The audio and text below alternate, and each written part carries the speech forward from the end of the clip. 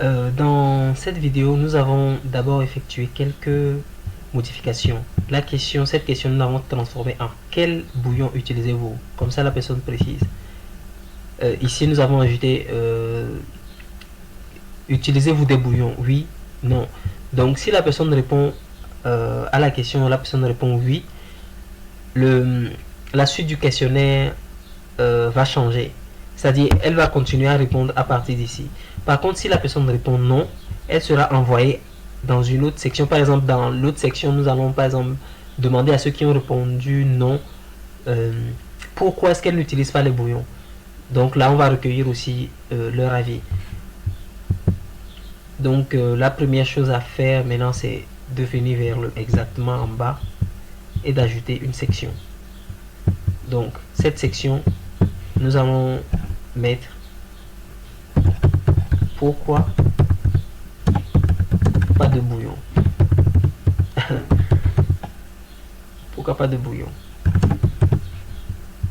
Donc section destinée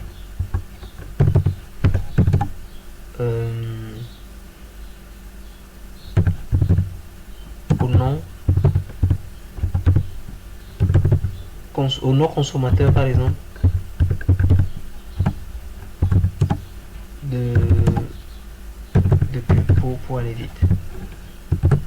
Donc ici, vous pouvez mettre par exemple une seule et unique question. Pourquoi le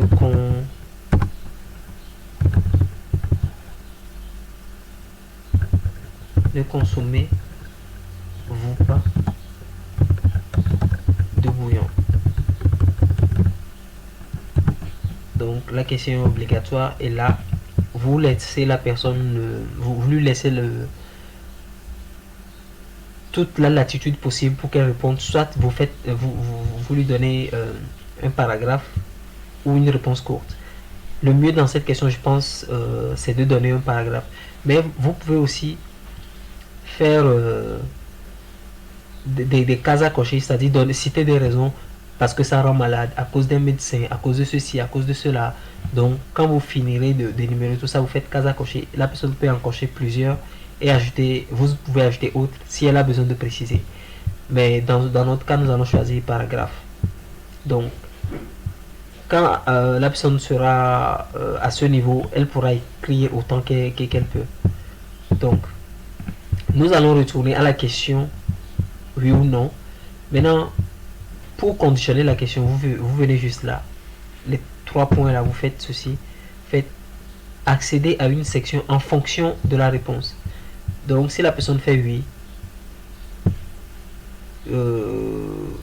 la personne continue tout simplement à remplir le formulaire.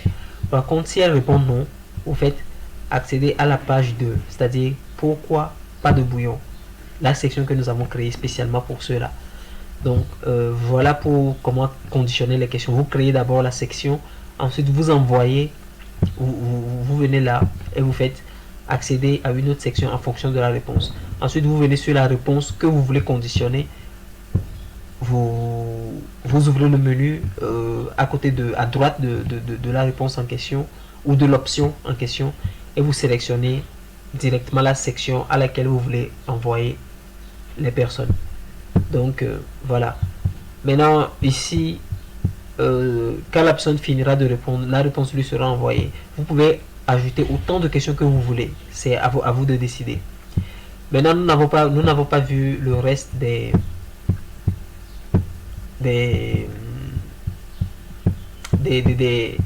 options possibles. Par exemple, si vous voulez que la personne ajoute une photo d'identité, par exemple, vous pouvez faire importer un fichier. Donc, arrivé là-bas, la personne pourra effectivement uploader, télédéverser le fichier et vous le recevrez directement dans votre Google Drive également. Google Drive se chargera de gérer toutes ces données-là.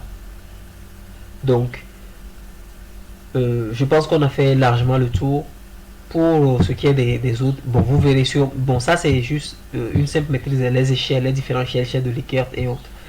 Donc, vous pouvez par exemple conditionner les dates, les heures, pour par exemple prendre un rendez-vous. Les gens se servent des fois de ça, ou réserver par exemple une place à un événement, les gens se servent de ça. Donc, vous pouvez sélectionner tout. C'est à vous de voir, c'est à vous de voir vraiment. C'est en tout cas simple à utiliser, c'est très simple à utiliser. Donc, je pense qu'on a largement fait le tour et bye bye.